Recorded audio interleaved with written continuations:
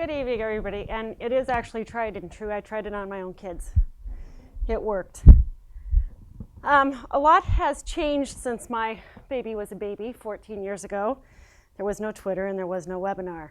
But a lot of this stuff has stayed the same. So we'll go through this reasonably quick. I want to leave plenty of time for your guys' questions and answers at the end. So we'll try and leave about 10, 15 minutes. And if we skip some things and you have questions on something in particular, grab me and we'll certainly get them answered before you guys leave, or we'll find a way for you to find me. I'm assuming this is working. Everyone can hear me, right? Okay. So I think probably the most important thing to do is to choose your pediatrician so you have a home base when you're getting prepared for this, when you go home with your baby, and when you have questions now, and of course after you have your child. I think one of the best ways to choose a pediatrician is ask around. Ask your friends, ask your family, ask your neighbors who they recommend. They're the people you trust and that support you. They're going to give you good information. So ask them who they would choose. You want to have someone close because you're going to be making a lot of trips, at least initially. So look in your neighborhoods or close to your neighborhoods. If you are a mom and you're going to go back to work and you're better off looking around a daycare, look around a daycare or look around both and see what you come up with for locations of providers. Almost every pediatrician, at least everyone in our network, will allow you all to have a get to know you visit, which means you call the office and ask to visit with us. We'll set aside time, we'll sit down and we'll tell you a little bit about ourselves, we'll tell you about our clinic, we'll tell you how we cover calls at night and all of the little things, some of the things that you won't even think to ask, and we'll just provide you that information. But we will set aside time to visit with you, and any pediatrician that's worth anything will do that for you guys at this point in time, and it's never too early to start. And you can interview as many pediatricians as you want. So don't think that there's a number that you can or should do. Interview as many as you want. The other thing I would tell you is, especially when it comes to your kids, but just in general, you should always be comfortable with your physician. Always be comfortable with your pediatrician. If you're not comfortable, there are plenty of us out there. Find someone that you're comfortable talking to and you're okay with, taking your child to. This is your child. So things to ask, of course, office hours, what we do after office hours, et cetera. Probably, in my opinion, one of the most important questions to ask is if the pediatrician is board certified. So what we do is we jump through a lot of hoops and we do regular testing to keep our board certification up. That makes sure that we're current with the knowledge that we have, and you guys, that's important, and it's important for you to ask that question. Most are, but it's okay to ask. Okay, so choosing a daycare. If you're going to choose a daycare, you kind of have to go through a similar process. I think it's important to ask friends and family who they would use. And then location is important as well. If you want someone close to your office or close to your home, these are things that you have to decide. Ask the daycare provider what they do as far as how young a child can be to come to you, to come to them rather, and see if that fits with your time frame for returning to work. The other thing to know is, of course, if you're going to go back to work part-time, or as a family you guys are going to try and decide how to send a child to daycare part-time, ask if they take part-time children, if they have spots for that. Because if you don't have to pay full-time because you only need so many days a week, that's something you want to know. So you can do daycare, of course, you can do in-home care, you can do nanny services, and all this stuff you can do by asking friends, family, or get online and look. And again, don't be afraid to go and interview and watch. You guys can go and sit at a daycare and watch what's going on in that daycare. Things that you will need. So when you leave the hospital, they will make sure that you have a car seat before they send that baby home.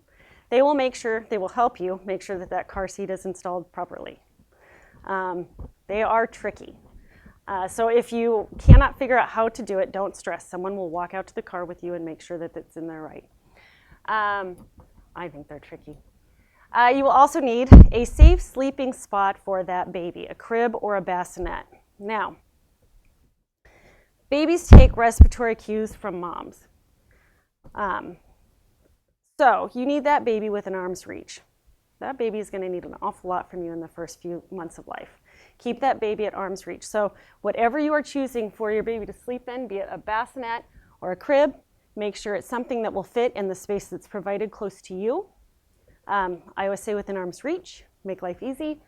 You also want to make sure that you have a reasonably firm sleep surface with a tight fitting fitted sheet. You don't want a lot of extra stuff in that bed. And baby bumper thingies are no longer recommended.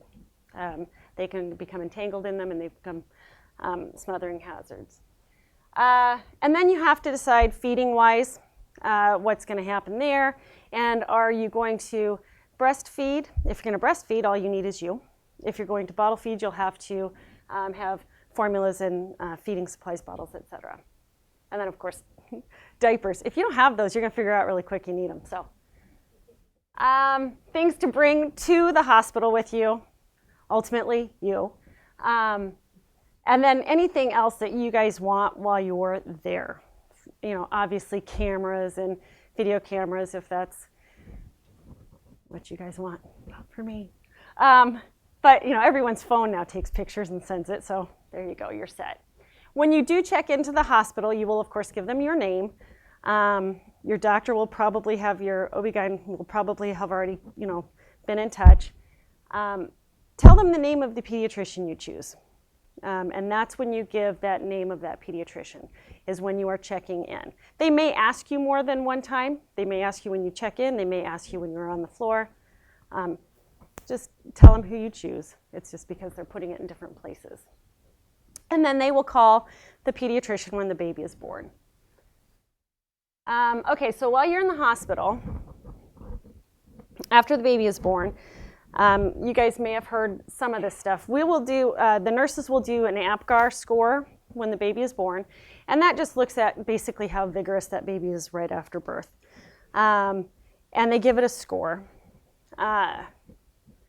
Ultimately, the numbers don't really matter.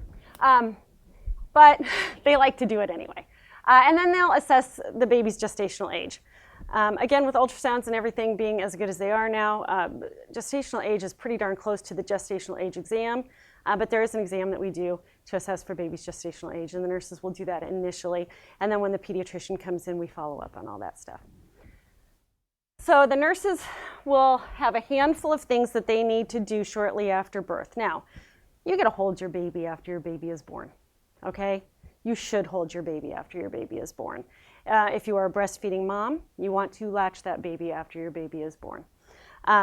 These things are all things that have to happen. They don't have to happen in the first 2 minutes of life, okay? So kind of know that. These are the things that they're going to do. They're going to do vitamin K, that's an injection. They're going to put some eye ointment in your baby's eyes. Then they'll see blurry. They will do a hearing screen and a newborn screen. The newborn screen happens at 24 hours of life, and that is a blood draw. They usually poke their heels. And then the hearing screen happens sometime in that first day of life, or first 24 hours of life as well. And then they'll assess things like vital signs and blood sugars pretty routinely for the first, the vital signs while the baby's there and the blood sugars for the first several hours. And then they're going to watch that baby and see if that baby gets jaundice or not. They might do what's called a transcutaneous biliometer on the baby, where they take a little machine and just touch the baby's skin a couple of times. That gives them a number. If the number's over a certain number, they may want to do a lab draw. And all that stuff gets relayed to the pediatrician. I'm going to go back to the hearing screen really quick because sometimes these are done before we get into the hospital. So every baby in the state of Nebraska gets what's called a universal hearing screen done. It is a screening test. It is not perfect by any means. It is to try and help us weed out children that are having difficulty with hearing. For that reason, if a baby does not pass that hearing screen, they will say the baby has referred. That doesn't mean your baby can't hear. That means there needs to be further assessment done. That happens outside of the hospital. If the baby refers their hearing screen, they'll typically screen again before you go home. And then if they refer that second time, then when you guys go home, the pediatrician will help you arrange for that baby to have a formal hearing evaluation done. Either depending on where the physician's located, I refer mine to Children's. Location-wise, I have some that go to Boys Town. And then the physician comes in. The way it kind of works is you'll give the pediatrician's name when you check in, you'll give it to the nurse likely. You'll deliver that baby. If the baby's delivered during the daytime, the nurses typically will call our offices and we'll get a little note that says you have a baby born at XYZ hospital. Depending on when your baby is born, then we'll either come up after work that evening or sometimes the next morning, depending on when that baby's born. If that baby's born after office hours, then that goes to our call center. And we typically get, depending on the doc, a call either right away or some of us just get a whole bunch of calls at 7 o'clock in the morning with where all our babies are, and then we make hospital rounds based on that. We see the babies within 24 hours of being born, and then we will assess that baby every day until they go home. So you will see your pediatrician, depending on how long you're in the hospital, anywhere from 1 to 3 days. Okay, things to think about. Breastfeeding. If you choose to breastfeed, which we could do an entire, probably half-day lecture on breastfeeding. Breastfeeding is a fantastic option for your baby. But I think one of the most nerve-wracking things about breastfeeding for a new mom is your milk's not coming in. Well, your milk's not intended to come in until the 3rd day of life. Till the baby's been born for 72 hours, sometimes even 4 or 5 days. That baby is not supposed to have anything in its stomach other than your colostrum for that first 3 days. So, but it is very maddening when you're used, we feed people. That's what we do, we feed people. And so you have this baby and it gets a little concerning. Just know breast milk comes in the first 3 days of life. Okay, or that 3rd day of life rather. A lot of the hospitals, most hospitals around here have lactation consultants and lactation specialists that will visit with you when you're after your baby is born. If you are a breastfeeding family, they will come in and they will assess latch. They will talk to you about how things are going, and they will give you any help or direction that you can. Then pacifiers, everybody kind of has a different take on that. Probably until latch is well established, not something you necessarily want to do, but that's a conversation to have with your pediatrician when they come to talk to you.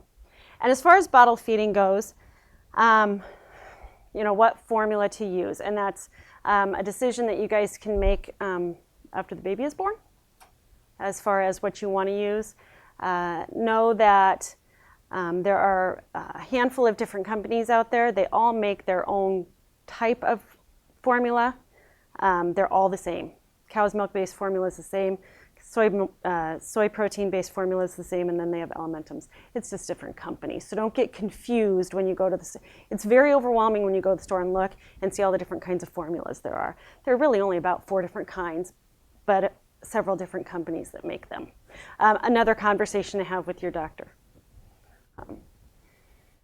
Okay, additionally, circumcision. That is completely a parental decision. It may be a conversation you all want to have prior to going into the hospital, because I will tell you that 24 hours that you are there are going to go really, really quickly. So the obstetrician, pediatrician, or family physician all they all potentially could circumcise. Some of us don't. I don't circumcise anymore. I wasn't doing it enough, and the OBs were doing a quicker job for me. So the OBs do my circumcisions for me. But they're going to come and ask you if you want a circumcision pretty quickly after that baby's born. So it's a conversation you probably want to have prior to going to the hospital. And then there's some care that goes along with that they will discuss with you. So here's kind of a rule of thumb, vaginal deliveries, you might get 2 days in the hospital, and C-section 3 days. 24 to 48 with a vaginal delivery, 48 to 72 with a C-section. Most C-sections, if it's a first delivery, it's going to be closer to 72. 24-hour discharge is not something that I think any of us recommend. We'd ideally like to see that baby in that hospital for 2 days, just so we have a couple of times to assess the baby. They have to stay in. It's recommended they stay in for at least 24 hours because that's when we can do that state screen, that lab draw. So 24 hours, then we do some lab work. So then when you come back to when you go to the pediatrician's office, we want to see those babies back 1 to 2 days after discharge. So usually about the 5th day of life, 4th to 5th day of life, depending on. We want to do that because we want to make sure that they're growing okay. If you're breastfeeding, we want to make sure that latch is good and that milk transfer is happening. And so we know if we go to day 4 or 5, typically breast milk is in, and we can watch those babies feed. And we can also then start assessing how they're doing for weight and hydration, as well as jaundice. Then after that, most of us want to see those babies back every week until they've gotten back up to birth weight. And we're going to probably have you guys bring them in and sit down and visit with us so we know things are going okay. And we'll do exams at each of those visits typically. If there are concerns that the baby's been breached, we may recommend hip ultrasound be done. And that typically gets done at the hospital on an outpatient basis, and it's super easy. It's just like the ultrasounds you all have had. So we start immunizations at 2 months, although there is a hepatitis B vaccine that they're going to ask you about in the hospital, about giving the baby after it's born. So you can decide how you want to handle that as well. Pretty not exciting. My plug for all of you is make sure that you have had your pertussis vaccines. They're also going to ask you that, and they may give that to you in the hospital if you have not. So a lot of concerns with taking a baby home, a newborn baby. This time of year, we're kind of in the middle of, well, hopefully tail end of viral season. It is important, viral season or not viral season, that all visitors, contacts, hand wash or use Purell to keep those babies healthy. Probably reasonable to wait for travel. If you are going to have to travel with your newborn infant shortly after birth, you might want to talk to your pediatrician about that before you guys take off. If there's family emergencies, things like that, just to find out if there's anything that you need to or should do prior to leaving. Reasons to bring your baby in. Quite honestly, when you take a baby home and you have that baby forever and ever, the biggest reason for bringing that baby in is if they do anything that ever makes you uncomfortable or worried. If you are uncomfortable or worried that that baby does anything that makes you nervous, get that baby seen. Avoid that 3 a.m., we'll call it a conversation, for lack of a better word. Should we take them in? Should we not take them in? Should we call? Should we not call? Just do it. Been there, done that. And I was a pediatrician. Other reasons to take babies in: inconsolable, really irritable, not feeding, no urine output. Babies should have at least, people should really have at least 3 episodes of urination a day. If a baby infant child is not having 3 episodes of urination a day, it's probably time to have someone evaluate their hydration status.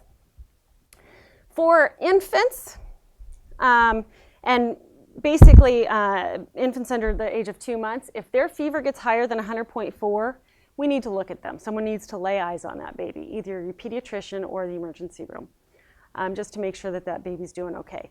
And initially, babies will oftentimes present with infection with low fever. So if the baby feels cool and you take a temp and it's less than 97.4, take that baby in and have it seen as well. So feeding-wise, basically breast milk and formula-fed babies are going to feed the same way initially. They're going to feed every 1 to 2 hours. If you choose to formula feed, know that babies have very small stomachs, and take about a ½ ounce to 1 ounce and no more than that per feeding. I don't care that those little bottles have 2 in them. We'll give them a bellyache. And then basically, nipple-wise, slow flow if you're going to bottle feed. And I don't think there are any bottles that have BPA in them anymore, or nipples. Okay, spitting up. When you get worried, babies are going to spit up. Not every baby does, but oftentimes they do. The best way to avoid having a baby that's going to spit up is don't overfeed them. Again, in our very well-intended way of wanting to feed our children, sometimes we overfeed them. Or we make if you're breastfeeding and you're pumping, sometimes you'll just fill it up and go, oh, I'm not going to waste this, and just keep shoving it in until their bellies are too full. Or if you mix up formula, you mix it up in 2-ounce increments and, oh, look, I don't want to waste this, I paid for it. We have to kind of take cues from them, but we also have to kind of be their little peripheral brain and know when enough is enough. So overfeeding is probably one of the biggest problems with reflex and spitting. Burp them while between or in the middle of a feeding or between breaths, and avoid smoking around, tobacco smoke around babies. Well, that's just a given. You get worried. I always say I don't mind a fat, happy spitter. If you're overfeeding your baby and they're smiling and they're fat and they just got stuff always dripping from their face, I could care less. But if they're unhappy, they're not growing, or they're refusing to eat, that's a problem. Additionally, if they're having projectile vomiting, that's a different thing altogether that needs to be looked at. So you want to have your babies looked at for those reasons. Okay, pooping. So you have to know, I had to talk to an 8-year-old about pooping today. They always think that is the funniest thing in the whole world. I love it. So initially, you're going to have that really nasty, black, sticky, tarry poop called meconium. And that's going to happen for the first couple of days of life. And then, quite honestly, you're going to see some pooping slowing down because, particularly in breastfed moms, there isn't anything in their tummies yet. And then, as they start eating more, you're going to start seeing that yellow seedy poop. Initially, babies, breast or bottle fed, are going to poop a lot. And then what you'll see is kind of this divergence. Breastfeeding babies still can poop a lot. They can poop 7 times a day, or they can poop it once every 7 days.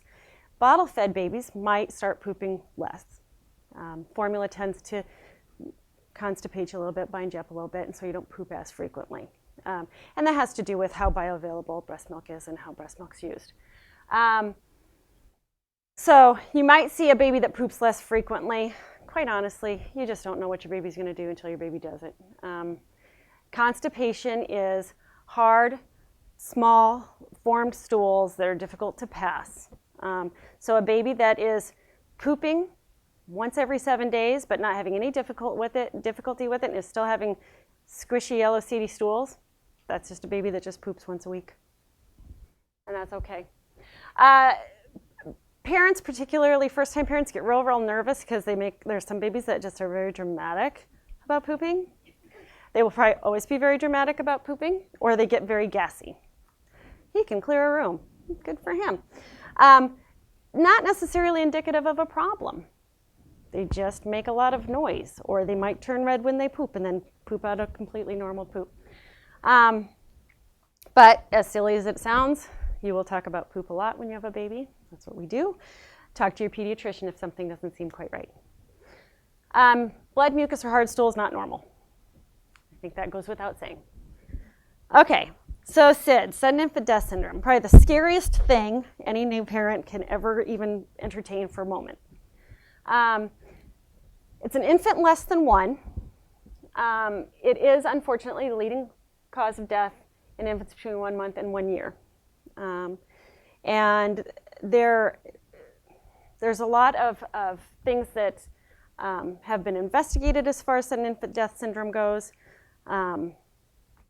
The highest death rate happens between 2 months and 4 months of age. Things that have been investigated are how a baby sleeps. We know if we put a baby on its back to sleep, on its own sleep surface, that is the safest place for a baby to sleep. Now, as I said earlier, that baby still takes respiratory cues from you all. That's why a couple of years ago there was a pacifier study, and babies that sucked a pacifier, there was a decreased risk of SIDS because they're not getting into that deep sleep. Same principle with listening to a parent breathe. And I also, once you have your baby, you will listen to that baby all the time. You just will. So keep that baby close. But on their back to sleep, we know helps. Nothing but baby and a firm mattress in that sleep space. No smoking. Cigarette smoking is, besides on their back to sleep, is the one thing that we have found an association with sudden infant death syndrome. So no smoking. That said, sorry, I kind of get sidetracked sometimes. If you guys have family members or visitors that are smokers, have them wash really good prior to handling the baby. Have them change their clothes. Have them smoke outside. Those are the things that they can do. We have taken and drawn nicotine levels on a baby before that obviously the baby's not smoking, but being held by a smoker or living in a home with a smoker, and we can actually get nicotine levels in those babies that are significant. That's not fun. So no smoking around the baby. Again, pacifiers, there was a study done that suggested that maybe babies that use pacifiers have a slightly decreased risk. In my opinion, jury's still a little bit out on that one, so we'll just kind of have to wait and see what happens with time. Don't overheat your baby. So don't dress them too much and don't lie them down swaddled. Again, in their bed, nothing but baby. They don't need to be swaddled and they don't need a lot of stuff on them. Their body temperature is the same as our body temperatures. Whatever your guys' home is and you guys are comfortable in, assume they're comfortable in something similar. Home monitors. I don't know what to say about that, guys. Everybody has them. I don't know that we can do it without them because we're all nervous Nellies. You'd almost be, and we could have a whole other conversation about this too, maybe another day in our lives. You'd almost be better off to flip the monitors around and have the babies hear what you were doing, but that's just, some studies indicate that that actually has been done and works. And then tummy time. Give those babies tummy time from the time they're born. You want to put them down on their tummies, make them work those neck muscles and those upper back muscles so that if and when they do get themselves in a predicament, they can pull their heads up. Initially, tummy time might just be chest to chest. Babies are going to pull themselves up and they're going to try and focus on your face. That's what they do. So give them tummy time. Okay, so babies cry. I think the most important thing to realize is you cannot spoil a baby, especially in the first 3 months of life, but I would even argue that goes a little further. What is their secondary gain? A bicycle? I don't think so. You cannot spoil a baby. A baby is, we have, as human beings, we have the most immature offspring ever. They cannot find their own food, they cannot walk, they cannot do anything without us. They're not used to being away from us. You cannot spoil your baby. Hold your baby. Hold your baby.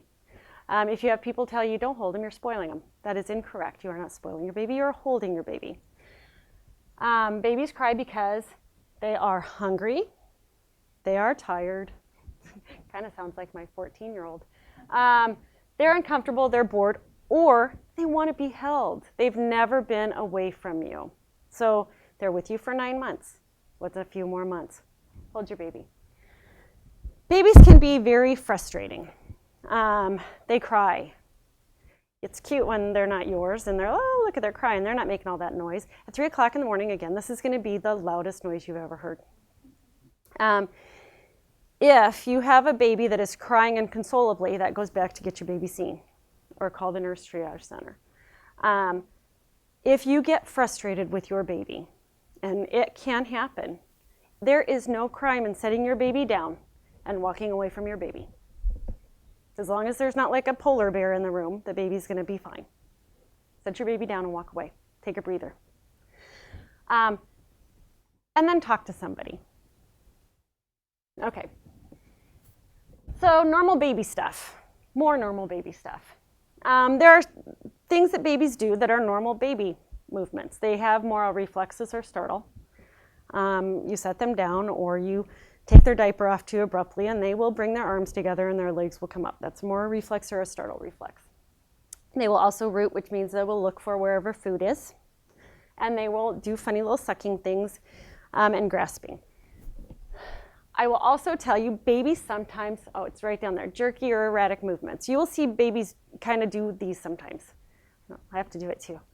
Do these sometimes. I think parents' biggest fear is that's a seizure, okay? If you can hold on to your baby and you stop that movement, it is not a seizure. It's just jerky. We go back to very immature offspring. They are neurologically immature. So their muscle movement is kind of sort of out of their control. And they will have some herky-jerky movements sometimes. That is why they have crossed eyes sometimes, or one eye crosses, or two eyes cross, or whatever. It's because they're neurologically immature, and as those muscles develop and the nerves develop, that's going to improve. Your pediatrician also at all healthcare visits will look at those eyes. And if there is concern for a lazy eye or an eye that continues to turn in, they will refer you on to a pediatric ophthalmologist to have that evaluated. What have I missed? Okay, so we get worried if the baby is absolutely not moving one side equal to the other side. If baby's moving all their sides, perfect. If they're having rhythmic movements that don't stop when you put your hand on that baby. Or if the baby seems to you particularly stiff or just really limp, then you want to have the baby assessed. And again, at all the healthcare visits, we're going to assess for the baby's muscle tone, and we're going to do like little neurological exams and things like that to make sure that they're developing okay. Okay, bathing. Everybody wants to give their baby a bath. Babies don't play out in the mud. They don't need really baths to speak of. They need to be clean.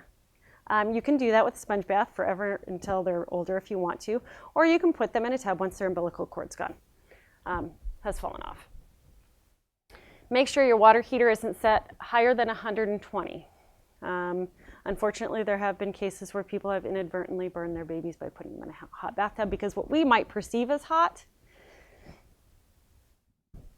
is, not necessarily good. It's probably too hot. We do dishes and all that good stuff. So, as far as what to do in regards to that belly button, the umbilical cord until it falls off, watch it, essentially. You don't have to do anything to it. It will fall off on its own at about 2 weeks, sometimes a little earlier, but about 2 weeks. Essentially, what you want to do is watch for signs of infection. Signs of infection mean any redness around the belly button, puffiness around the belly button. As the belly button is, the umbilical cord is starting to fall off, you might see some kind of yellow slimy stuff in there. That's okay, but if there's active drainage coming from the area, that's a concern, and you want to take the baby and have them seen. Oh gracious, trimming nails, that's a hard one. Use the little emery boards. Don't chew them off. Some do, but don't do that. Just use an emery board. Or have your mother do it. That's what I did. Because I didn't want to do it. So the other thing you guys are going to notice is baby skin is not always good skin. And for the first couple of months of life, every time you go to take your baby's picture, they're going to have a rash. Erythema toxicum is a baby rash that a lot of babies get. It looks like little red splotchy areas, and it's sometimes might look like it has a little white head on it. That's erythema toxicum. Nothing to worry about.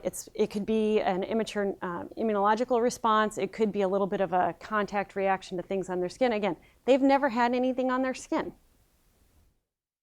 So this is all new to them. So it could potentially even be that.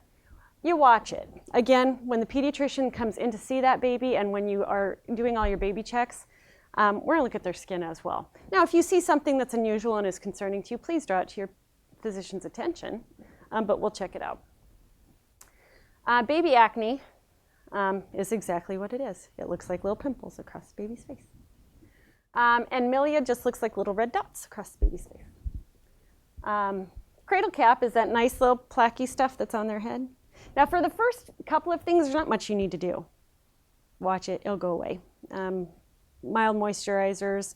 You can use soap in their bath if you want to, but you can just use clear water to help with their skin. Cradle cap, on the other hand. So cradle cap is kind of that thick plaque type stuff that gets on the baby's head. It's not dangerous. It annoys us more than it annoys them. If you want to, when you are in the hospital, they will give you a very soft brush, typically this little green brush thing. If you want to use a little baby oil and rub that on their head until it goes away, you can. It will eventually go away.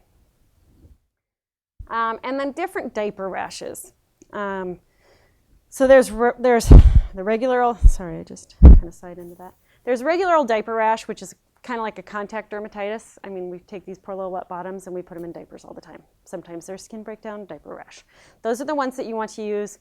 Desitin, Balmix, Bordeaux's butt paste. I mean, there's a million products you can use. Ultimately, what you want to do is keep your baby clean and dry. Frequent diaper changes and make sure that they are dry before you put another diaper on them. And then there's yeast diaper rashes. Yeast diaper rashes tend to look like little red spots, and they tend to go in skin creases. Yeast likes warm, dark, moist, so in the skin creases. And if your baby has a yeast diaper rash, you can try an over-the-counter Lotrimin product. And if that doesn't work, you can always call your pediatrician or take them in to see a pediatrician. Diaper rashes can get pretty impressive. So if you don't feel like you're getting it taken care of on your own, have the baby seen. Blocked tear ducts happen frequently in babies. So our tears are reabsorbed in the upper part of our upper eyelid on the corner. Sometimes in newborn babies, those are narrowed. They typically resolve by the time the baby's a year, but until then, what you'll oftentimes see is watery eyes, and when you have tears that just sit in the eyes or sit in the corners of the eyes, you'll sometimes get some yellow, sticky, mattery stuff. That's okay, that's a blocked tear duct. The doctor might tell you to do warm compresses or warm washes and duct massage, or just rub the baby's eye essentially to help open that up so that the tears reabsorb. It is not a dangerous phenomenon. It is not harmful. It doesn't necessarily preclude them to eye infections. What you want to watch in your babies are the white parts of their eyes. If the white part of the eye gets red and you're seeing a lot of drainage and discharge, then you want that baby seen. Otherwise, you can try home stuff. Most of these resolve prior to a year. Most of them resolve by the time the babies are 4 to 6 months. If they are not gone by the time the baby is a year, we will refer to the ophthalmologist, and the ophthalmologist sometimes will put a stent in or they'll probe it to open it. I can tell you in 15 years of being in practice, I've only ever had to do that once. They typically resolve. They're more a hassle than anything. But you want to look for any redness, swelling, lots and lots of drainage, things like that. Oh, look at that. Questions, thoughts, concerns? Yes? A certain laundry soap for when they're infants, like scent-free? The question is, and I'm going to repeat the questions for people that are out in the world, recommendations for laundry soap. I do. I think it's a good idea. I like things that don't have color, don't have scent. Dreft is good. Probably any of the hypoallergenic ones. If it has a very strong odor to it or a real obvious color to it, it's got dyes and perfumes in it, and that can potentially cause irritation. That's only when their skin's new. Typically, we all outgrow that, and then we can use the smelly stuff again. But yeah, I like to use Dreft and things like that. Any other questions? Yeah. When you said to talk to the pediatrician about traveling afterwards, how long are you talking about, like, that we want to talk to a pediatrician? Okay, so the question is traveling with a newborn. I like to get, if I can keep parents from traveling very far in that first 2 months of life, that's what I really like. Now, if I have a mom and dad, I recently had a mom and dad who had to fly to a family emergency, and the baby was 2 weeks old, but back up to birth weight, and we just made a plan for them to go ahead and travel, what they would do in case she started having decrease in milk supply, and then we planned for the baby to come back after they got home for a weight check. So I think it's, if you're going to travel, my concern is that you just have a plan in place, particularly if it's a newborn and for feeding and feeding issues. Yeah. When it comes to breastfeeding and just formula, can you do both at the same time, or is it usually best to stick to one? Okay, so breastfeeding and formula, can you do it at the same time? I feel like that weird person at a party that repeats what you say. Okay. You can do it at the same time. It's probably better to if you're going to do both, do breastfeeding initially, because the more you can put that baby to breast, at least in the first couple of weeks until milk supply is good and latch is good, your milk supply is going to be up longer for a longer period of time. There's receptors that get kind of turned on when you start nursing a lot initially, and that will maintain your supply for a long time.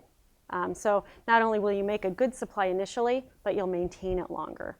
So if you're going to breast and formula feed at the same time, not a big deal, but initially you probably want to try and get that baby to breast as frequently as possible. The other thing is if you're going to be a breastfeeding mom and you're going back to work, get a pump. But if I can get everyone to wait for the first 2 weeks of life, in my practice, everyone's a little different, for the first 2 weeks of life before they introduce that pump, I'm thrilled. And there's a couple of reasons for that. Again, I think the one thing we want to do as a mom is we want to feed our kid. And if you start pumping too soon, you're going to get an ounce, half an ounce to an ounce of breast milk when you pump. That's normal for the baby to eat, but after you've spent 10 minutes pumping, after you put that thing together, and you have this much in the bottom of each of your bottles, it's a little discouraging. So I like my moms to, for the first couple of weeks, not introduce the pump, unless they're going to go back to work or they're having milk supply issues, because we can increase supply with, the pump can do a lot of things other than provide us with breast milk to feed the baby. We have tricks. But you can, once they're established, you can go back and forth. Yeah. Do you recommend the pertussis vaccine for anyone that is really going to be around the baby, like grandma and grandpa? And I do. The question is, do I recommend the pertussis vaccine for everyone that's going to be around the baby? I do. I do. Even grandparents, aunts, uncles, so the pertussis actually is now in our tetanus vaccines that we give to adults. Most of them, I think most adult providers are doing that now. And so we are kind of routinely vaccinating adults anyhow when they need a tetanus shot. But I do think it's a good idea. I think what we have learned is it's typically adults that are giving our babies pertussis.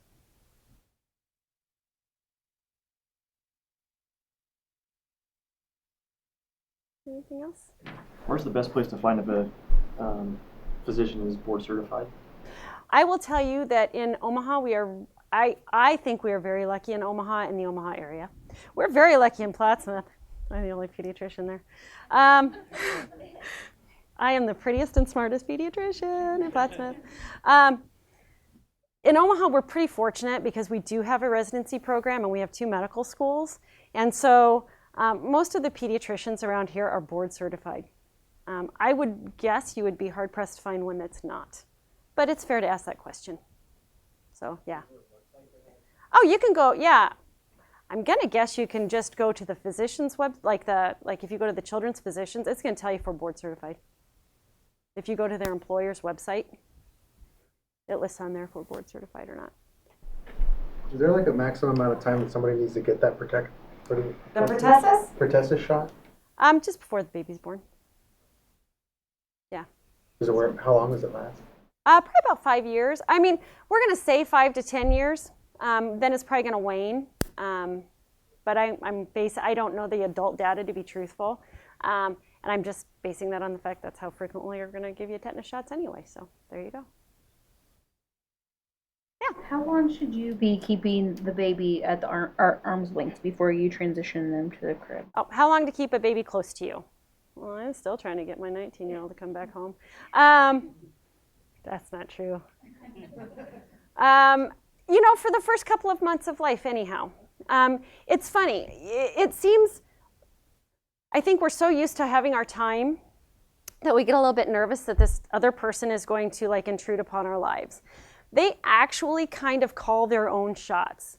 If we kind of let go of our agenda a little bit, I hate to sound so universal, but if we kind of let go of our agenda a little bit, they're going to kind of call the shots. And when that baby starts sleeping through the night, that's a good time to transition. And that is going to happen, depending on the baby, anywhere between 2 months of age and 6 months of age. Sometimes 8 months of age. It depends on the child and how they're feeding and how they're growing. But they kind of transition themselves.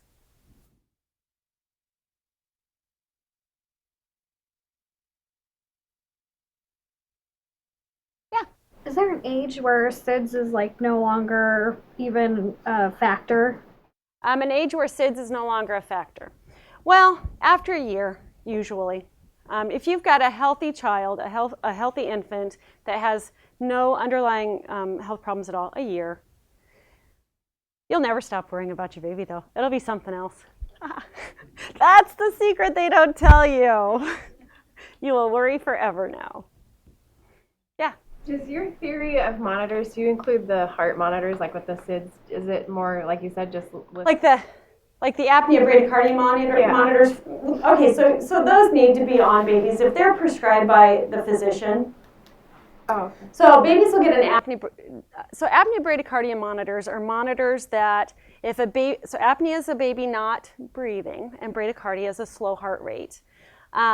Those will get prescribed by a physician if the baby's having any problems with respiratory effort or if their heart rate is low. And those tend to be our preterm babies. So sometimes babies will come out of the NICU with those. No, those absolutely need to be used the way that they are. I had a friend who had the Bradycardia, monitor just because she was worried about SIDS. You know, no, it's not indicated for that. And I think it's difficult to get insurance companies to pay for it that way, and subsequently physicians don't tend to prescribe that way.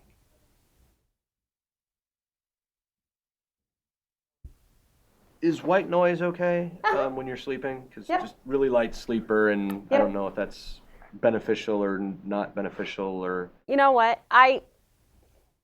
I'll tell you, when you're doing like your second, third, fourth child, there will be more than white noise in the house, and that baby will sleep just fine. So it's okay to have white noise. It's okay to have noise. They'll sleep. Fairly sure the baby's going to be louder than anything that would be white noise. So Yep. gotcha. Very good. What about like introducing the baby to pets and having dogs and cats around? So introducing the baby to pets, cats and dogs. I will try and keep my bias out of this conversation. Dogs are fine. Sorry, I am a sideline comedian. So I think pets are a lot like toddlers or siblings. You know, you can't trust a dog, you can't trust a cat. We can't reason with them. Can't reason with a toddler. I think, you know, you just have to give the pet their own space. Don't force a baby on the pet. Let the pet come up and see the baby. Now, and cats do kind of get a bad rap. Cats have a tendency to like to crawl into cribs. So I prefer that the door be shut when there is a cat in the home to keep the cat out of the baby's room. But that's just because, you know, unless you got a real fat cat that can't jump, then rock your socks off. So just gradual introduction. No one's gonna. Dogs love their kids. So do cats, I suppose. Anything else? Yeah. Is there a minimum amount of sleep that the baby needs to get within like the first couple of weeks, since there's going to be a lot of visitors and whatnot? So, again, the beautiful thing about a baby is despite all that you guys have going on, that baby's going to sleep if that baby needs to sleep. More importantly, if you guys need the visitors to leave, you need to tell the visitors to leave because you're going to be tired. So babies tend to, in the first couple of weeks of life, eat and sleep. Eat and sleep and pee and poop. That's what they do. So they'll nurse or feed, and then they'll sleep for an hour or two. Then they'll nurse or feed and sleep for an hour or two. That's what they're going to do. As they get a little bit closer to 6 months of age, then you're going to see the baby sleeping a little bit longer. You might get 5 or 6 hours at a time at night The minimum amount of sleep a baby needs is whatever it takes for that baby to grow and develop. So there's not necessarily a number. They tend to sleep 16 hours a day or more, but not all at the same time.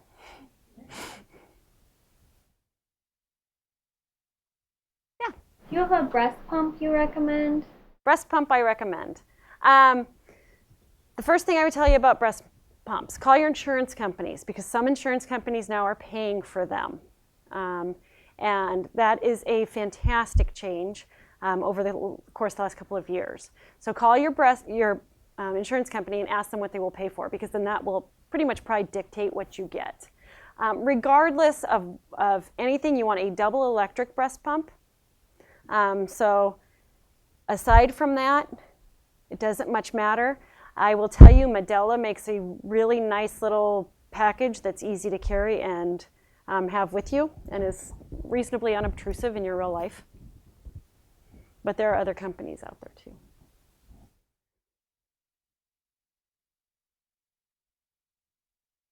And if you need a prescription from your pediatrician for that, you just have to ask them when they, either at one of your visits or when they come visit you. Yeah, my insurance covers it, but we have to go through like a durable medical provider. And most pediatricians can do that for you, and then you just go to like Kohl's pharmacy. Call around first, because sometimes they're hard to find. Yeah, that's what they told me. Yeah, but if that insurance company has a list of places that they will reimburse or pay, just start making phone calls.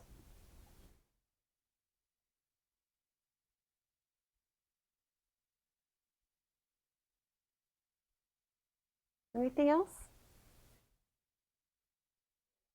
If you had one piece of unorthodox advice, something that you wouldn't put down here, just as like person to person, like what do you do with like singing to the kid or anything like that? Do you have one thing that you wouldn't write up there? Oh, see, now you're going to bring out the mom in me. Right, as a mom. You know what?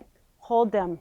I hate to go back to this, but one of my, and I try not, of course I don't judge people, that's not my job, but it makes me sad when people come in and they have pressure to not hold their babies, because they will spoil them. Time goes so fast. You will have, I promise you, you can hold that baby all you want. That little boy or little girl is going to turn 12 years old and want nothing to do with you. Promise. Hold your baby. It's okay. Now, not when you're asleep, of course, but every other time. That's my piece of advice. I'm a little melancholy now. How much tummy time does a baby need? How much tummy time? I'm happy if a baby gets, in total, in the first few, even say 2 months of life, if you can get an hour of tummy time in, it's important to start that tummy time right away, because unfortunately, if they're not used to it, they kind of sort of freak out. And then parents are like, oh, they hate tummy time. Well, if you start it right away, they'll do okay. Actually, there's not a top number on that, by the way, either. They can have all tummy time except when they're sleeping if you're watching them. And they like to be on their tummies, sure. But you need to be, they don't, need to be in a bed alone in a bedroom with all kinds of pillows and stuffed animals and a cat.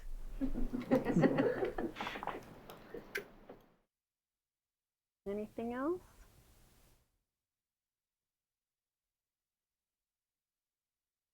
Okay. Well, I won't bug you anymore then. Thanks for coming. Congratulations. Have fun. It's fun.